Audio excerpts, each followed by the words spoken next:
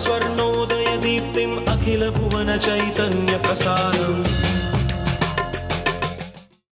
నమస్కారం. మన ధర్మం కార్యక్రమానికి స్వాగతం. ఇవాళ మన ధర్మం కార్యక్రమంలో మన ధర్మ సందేహాలను నివృత్తి చేసేందుకు మనతో పాటు ఉన్నారు ప్రముఖ ఆధ్యాత్మికవేత్త బ్రహ్మశ్రీ బుర్రా భాస్కర శర్మ గారు. గురుగారు నమస్కారం. శ్రీమాత్రే నమః. గురుగారు, ఈరోజు రాత్రికి చంద్రగ్రహణం వస్తుంది. ఈ చంద్రగ్రహణం సందర్భంగా పాటించవలసినటువంటి నియమాలేంటి? చంద్రగ్రహణం, సూర్యగ్రహణం రెండు గ్రహణాలు వస్తూ ఉంటాయి. పురాణ వాంగ్మయం ఏం చెబుతున్నది అంటే రాహుకేతు గ్రహాలు ఈ సూర్యుణ్ణి చంద్రుణ్ణి మింగుతాయి అని. మింగుతాయి అనేటువంటిది సర్వసాధారణమైనటువంటి భాష, సామాన్యమైనటువంటి మానవుడికి కూడా అర్థం కావటం కోసం ఆ విధంగా చెప్పారు. ఆక్రమిస్తాయి అని అర్థం. రాహుకేతు గ్రహాలు సూర్యచంద్ర గోళములను ఆక్రమిస్తాయి. సూర్యుడిని ఆక్రమించినప్పుడు సూర్యుడు కనపడకుండా పోతాడు, చంద్రుణ్ణి ఆక్రమించినప్పుడు చంద్రుడు కనపడకుండా పోతాడు. అది గ్రహణం అని. ఆ చంద్రుడు కనపడకుండా పోవటం అనేటువంటిది కానీ, ఆ సూర్యుడు కనపడకుండా పోవటం అనేటువంటిది కానీ లోకం మొత్తానికి కూడా అదొక అపశకునం, అదొక కీడు. ఆ కారణం చేత ఆ గ్రహణం పట్టబోయే ముందు స్నానం చేయాలి. ఆ గ్రహణం ఎంతసేపు జరుగుతున్నదో అంతవరకు జపం చేస్తూ కూర్చోవాలి. అయ్యా మాకేం మంత్రోపదేశాలు లేవు, ఏం చేయాలి అంటే నామస్మరణ, భగవన్ నామస్మరణ చేస్తూ ఉండాలి. గ్రహణం అయిపోయిన తర్వాత ఆ గ్రహాలు ఎప్పుడైతే ఆక్రమించినటువంటి దాన్ని విడుదల పొందిందో వెంటనే అప్పుడు మళ్ళీ స్నానం చేయాలి. ఇంట్లో ఉన్నటువంటివన్నీ తడుపుకోవాలి, తడిపి ఆరేసుకోవాలి, ఏ వస్తువులైనా.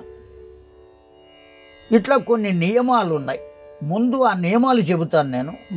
చంద్రగ్రహణాన్ని గురించి అడిగారు. ఈరోజు చంద్రగ్రహణం కనుక ఆ చంద్రగ్రహణం పట్టినటువంటి సమయంలో, స్పర్శ జరిగినటువంటి సమయంలో చక్కగా స్నానం చేసి గ్రహణం ఎంతసేపు ఉంటుందో అంతసేపు జపం చేస్తూ కూర్చోవాలి. ఒకవేళ మంత్రోపదేశం లేకపోతే భగవన్నామ సంస్మరణ చేస్తూ కూర్చోవాలి, కదలకూడదు. గ్రహణాన్ని చూడడానికి ప్రయత్నం చేయకూడదు.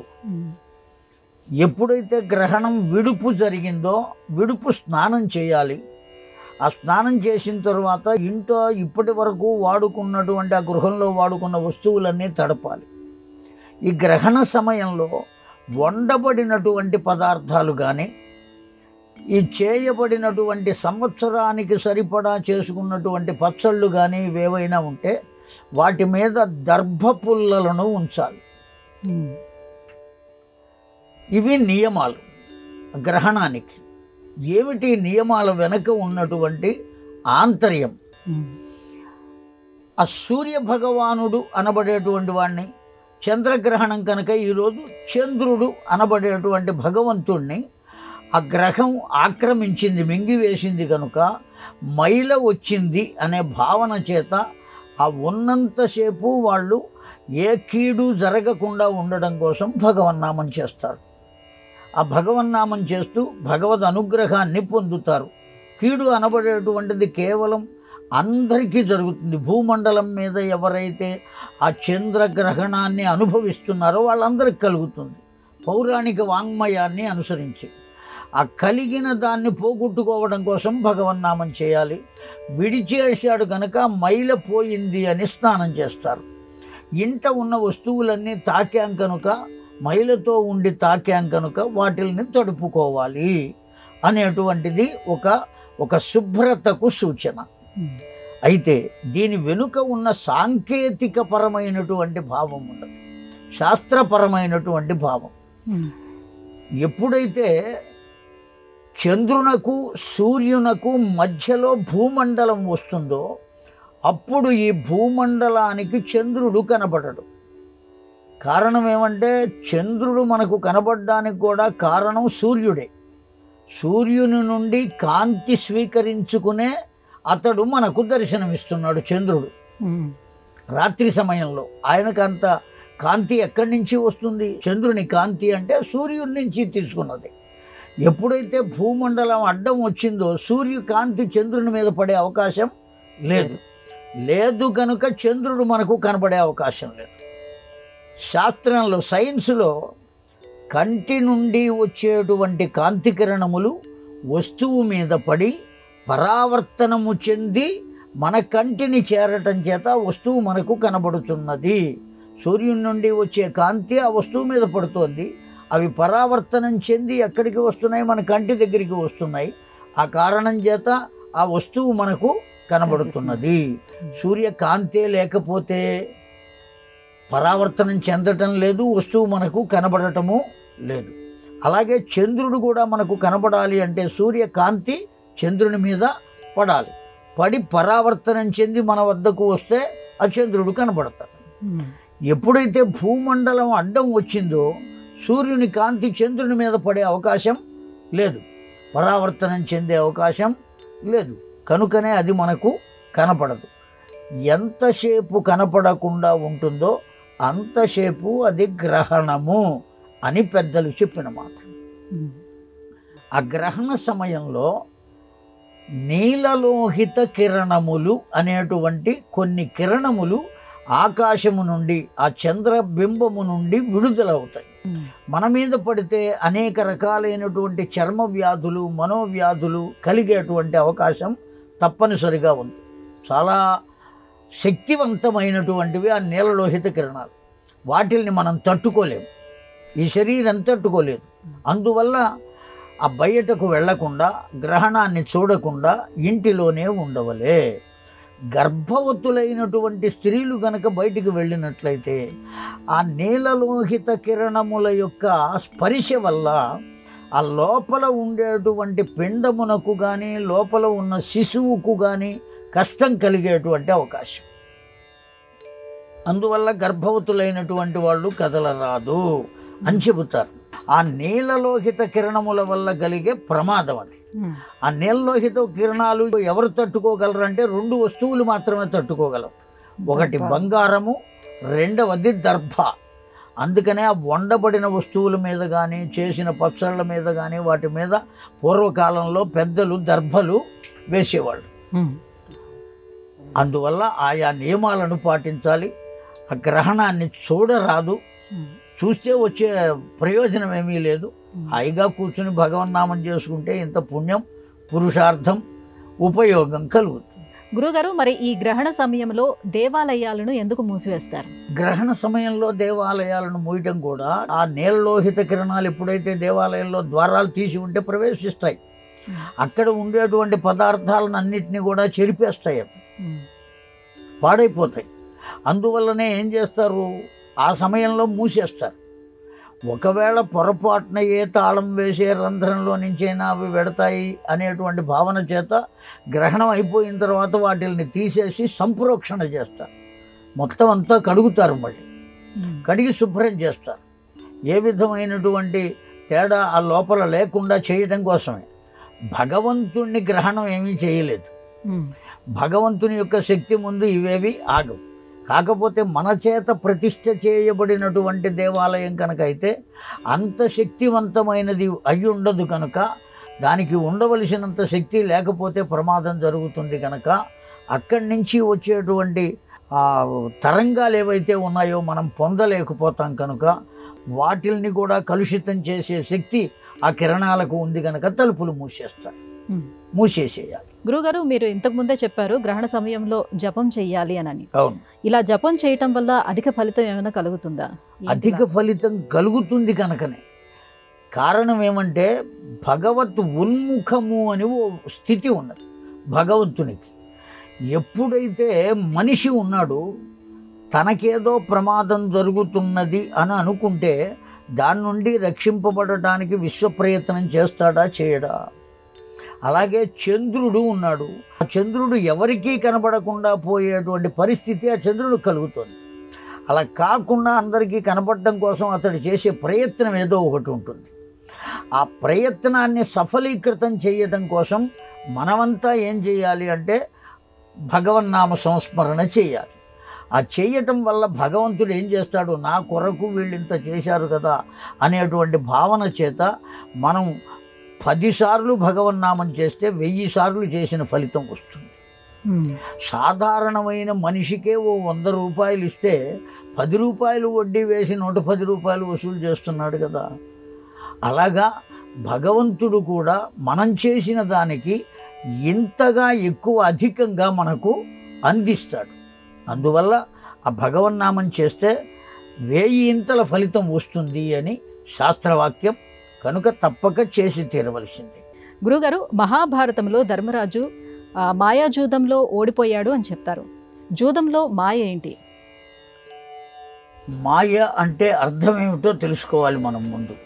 యా మా యద్యస్తి మాయా, యా ఏదైతే మా లేదో, యత్ అస్తి అది ఉన్నది అని అనుకోవటమే మాయ. లేని దానిని ఉన్నది అనుకోవటం మాయ. అసలు జూదమే మాయ. దాంట్లో మాయ ఏమిటి అంటే జూదం ఆడటం మాయ. అందులో ఏదైతే ఓ పందాన్ని అనుకున్నప్పుడు ఇదిగో ఇంత అంకె అని ఎదురు వాళ్ళు చెప్పినప్పుడు ఆ పాచికలు వేసినప్పుడు అతడు అనుకున్నది కాక ఇతడు అనుకున్నదే కనుక పడినట్లయితే అది ఏమవుతుంది? మాయే అవుతుంది. ఆ పాచికలను కూడా ఏదో చేసి తాను అనుకున్నటువంటి సంఖ్య పడేటట్టుగా చేయడమే మాయ. ఇక్కడ శకుని దుర్యోధనుని తరఫున ఆడాడు. వాస్తవంగా ధర్మరాజు తరఫున కూడా ఇంకొకరు ఆడేవాళ్ళు ఉండాలి కదా. జూదం అనేది ఎవరిద్దరి మధ్య? ధర్మరాజుకు దుర్యోధనునకు మధ్య. శకునికి ధర్మరాజుకి ఏ సంబంధం లేదు. ఆ కారణం చేత వాస్తవంగా ఆడితే ఎవరు ఆడాలి? దుర్యోధనుడు ధర్మరాజు ఆడాలి. కానీ దుర్యోధనుడు కూర్చున్నాడు. ఎవరి చేత ఆడించాడు? శకుని చేత ఆడించాడు. సంతోషమే, నీవు రాజు అనుకున్నావు, కూర్చున్నావు, ఆడావు. ధర్మరాజు కూడా రాజే. అతడు కూడా ఇంకొకరిని పెట్టుకోవడానికి అంగీకరించాలి. అలా అంగీకరింపబడలేదు. ఒక ధర్మరాజు ఆడాడు, దుర్యోధనుని తరఫున ఇతడు ఆడాడు. దీన్ని మాయ అంటాం. చెయ్యకూడనిది చెయ్యటం, అంగీకరింప చేయటం దాన్ని, అది మాయ.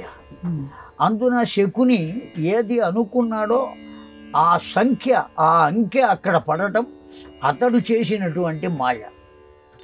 అక్షవిద్య అంటారు దాన్ని. అక్షవిద్యలో ధర్మరాజు కూడా గొప్పవాడే. అయినప్పటికీ అతడికన్నా మాయ చేయడం బాగా తెలిసిన వాడు కనుక శకుని ఆ పనిచేశాడు. అందువల్ల అది మాయాజూదము అని చెప్పబడింది. తాను అనుకున్నదే పడేటట్లుగా చేశాడు కనుక మాయాజూతం అంతే. గురుగారు, రాత్రి వేళలో దీపారాధన చేయొచ్చా? రాత్రంతా కూడా ఆ దీపం వెలిగి ఉండొచ్చా? ఖచ్చితంగా చేసి తీరాలి. రాత్రి వేళలు అంటే మనం అర్ధరాత్రిలో 2 3 లేకపోతే 12 దీపారాధన చేయకూడదు. ఎప్పుడు చేయాలి? సంధ్యా సమయంలో చేయాలి. అసలు దీపదేవతనే సంధ్యాదీపం నమోస్తుతే అని అంటున్నాం.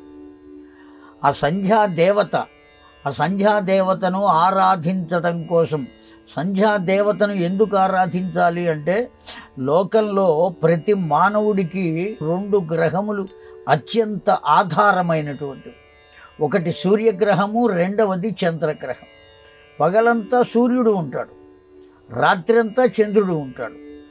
ఆ పగలంతా ఉన్న సూర్యుడు అస్తమించిన తర్వాత చంద్రుడు ఇంకా ఉదయించకుండా ఉండగా మధ్యలో ఉన్న సమయాన్ని సంధ్యా సమయం అంటాం. మానవుడి జీవితానికి ఆధారమైనటువంటి 2 గ్రహాలు ఉండవప్పుడు. సూర్యుడు ఉండడు, చంద్రుడు ఉండడు. సూర్యుడు అస్తమించేశాడు, చంద్రుడు ఇంకా ఉదయించలేదు. ఆ మధ్యకాలం ప్రమాదకరమైనది. కనుక ఆ సంధ్యా సమయంలో భగవంతుణ్ణే జ్యోతిస్వరూపంగా మనం వెలిగించి పెట్టుకోవాలి. పెట్టుకుంటే మనకు ఏ విధమైన ఇబ్బంది కలుగకుండా ప్రశాంతంగా ఉండగలుగుతాం. అందువల్ల సంధ్యాదీపం అని అంటాం. ఉదయ సంధ్యలో, సాయం సంధ్యలో తప్పక దీపం వెలిగించి తీరవలసిందే. రాత్రిపూట అంటే ఆ అర్ధరాత్రి పూట దీపం వెలిగించరాదు. ఈ అది సంధ్యా ఎప్పుడు సమయంలో వెలిగిస్తారు? వెలిగించిన దీపం రాత్రంతా కూడా అలాగే వెలుగుండొచ్చా అని. ఆ రాత్రంతా వెలిగి ఉండవచ్చు. అఖండ దీపం అనే ఒక పేరు ఉన్నది. 7 రోజుల పాటు ఉత్సవం జరిగితే 7 రోజులు అఖండ దీపాన్ని అలా ఉంచి దాన్ని జాగ్రత్తగా కాపాడుతూ మధ్యలో ఏమీ కాకుండా ఆ దీపం కొండెక్కకుండా నూనె పోస్తూ జాగ్రత్తగా కాపాడుకుంటూ ఉండే సంప్రదాయం ఉన్నది మనకు. కనుక దీపం రాత్రి తెల్లవారులు ఉంటే వచ్చే దోషం లేదు. సూర్యచంద్రులు లేనప్పుడు దీపం లేకపోతే దోషం. కనుక సంధ్యా సమయంలో వెలిగించాలి. అర్ధరాత్రి అప్పటికప్పుడు వెలిగించకూడదు. నువ్వు సంధ్యా సమయంలో వెలిగించినటువంటి దీపం రాత్రి తెల్లవారులు ఉన్నా ఇబ్బంది లేదు, దోషమేం లేదు. గురుగారు, కోటి పూజలు చేసేదానికన్నా ఆత్మ పూజయే ఉత్తమం అని అంటారు. ఆత్మ పూజ అంటే ఏంటి? ఆత్మ అంటే తెలుసుకోవటమే ఆత్మ పూజ. ఏది ఆత్మ అనేది తెలుసుకోవాలి. వేదాంతులందరూ ఒక మాట చెబుతున్నారు, ఈ శరీరము నీవు కావు, నీవు ఆత్మవు. ఎన్ని గ్రంథాలు మనకు చెప్పినా, ఎన్ని పురాణాలు చెప్పినా, ఎన్ని భాష్యాలు చెప్పినా ఆత్మ నేను, ఈ శరీరం నేను కాదు అని అనుకోగలుగుతున్నాడా మానవుడు? అనుకోలేడు.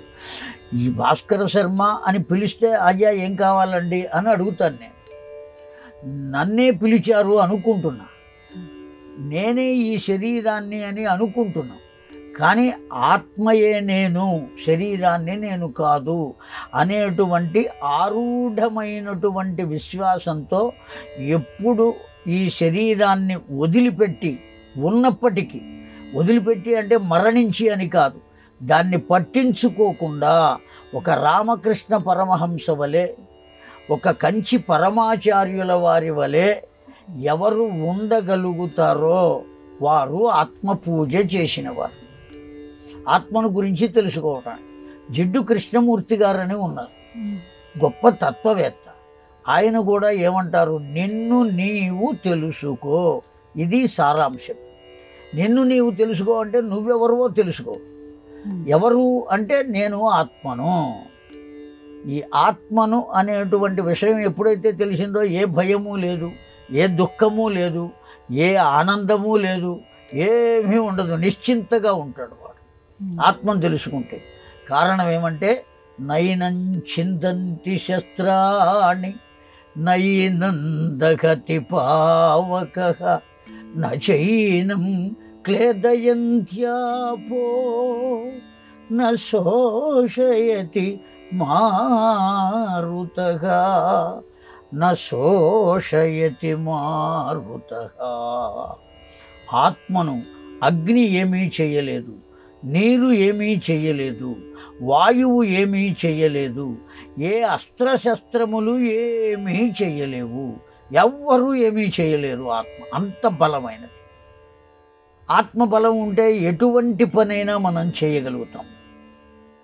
కనుక ఆ ఆత్మ పూజ అంటే ఆత్మను తెలుసుకొనుటయే ఆత్మ పూజ. ఆత్మను గురించి నమ్మకం కలిగి ఉండటమే ఆత్మ పూజ. అంతే తప్ప ఓ కాగితం మీద ఆత్మ అని రాసి ఎన్ని పూలు పోయటం పూజ కాదు. గురుగారు, వానలు కురవనప్పుడు గ్రామాలలో విరాట పర్వం పురాణం చెప్పిస్తారు. విరాట పర్వానికి వానలు పడటానికి సంబంధం ఏంటి? చాలా సంబంధం ఉందమ్మా. చాలా మంచి ప్రశ్న వేశారు. భారతంలో విరాట పర్వం అనేటువంటిది ఒక భాగం. ఆ విరాట పర్వంలో విరాట్ రాజు గారి కొలువులో ధర్మరాజు ఉంటాడు.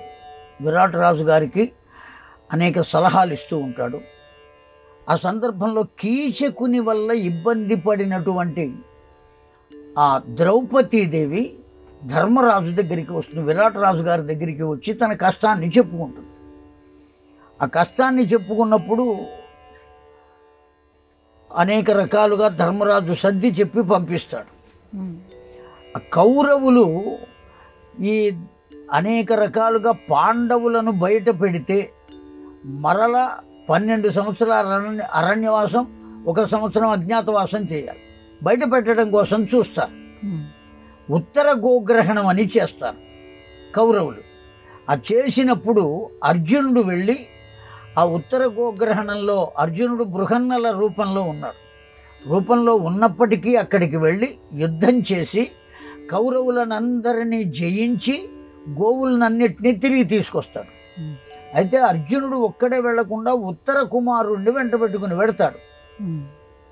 ఆ ఉత్తర కుమారుడు ఈ గోవుల్ని తిరిగి తీసుకుని వస్తే విరాటరాజు గారు నా కుమారుడే ఈ గోవులను తిరిగి తీసుకొచ్చాడు అని పరమానందపడతాడు.